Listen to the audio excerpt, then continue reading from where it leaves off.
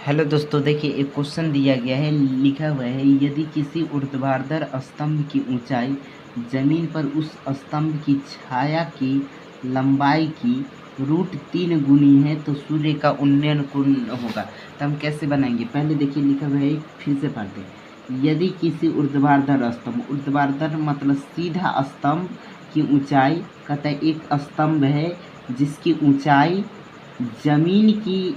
जमीन पर उस स्तंभ की छाया की लंबाई के √3 गुना है। ये जमीन पर अगर इसका छाया मान लेते हैं इतना बनता है, तो जितना होगा ना इसका √3 गुना है। जैसे मैं मान लेते इसकी ज़मीन पर अगर छाया है, इसको अगर x मान लेते हैं तो इसकी ऊंचाई क्या होगा, मतलब x का √3 गुना होगा।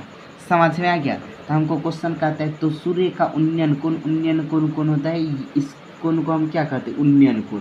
तो ये कहता है उन्नयन कोण क्या होगा, तो हम कैसे निकाल देंगे, इसका नाम मन है तो ABCD धर देते, कुछ भी धर देते, ठीक है।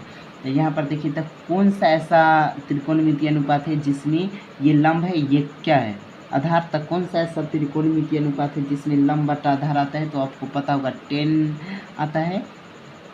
तो tan थीटा बराबर क्या हो जाएगा, यहाँ पे लिखेंगे tan थीटा बराबर हो जाएगा क्या, लंब बटा आधार,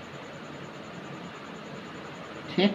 अब यहाँ पर tan थीटा है तो लिखेंगे tan थीटा, और लंब का मान कितना है, यहाँ पर x √3 है, बटा में कितना x है, ये x से ये x खत्म, तो tan थीटा बराबर कितना हो गया, √3।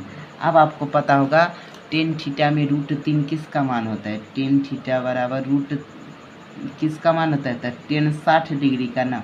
तो ये tan से ये tan खत्म, तो यहाँ पर बचेगा थीटा बराबर कितना, 60 डिग्री। तो देखिए तो ऑप्शन में कहीं है थीटा बराबर 60, ऑप्शन नंबर सी, यही क्या हो जाएगा आंसर।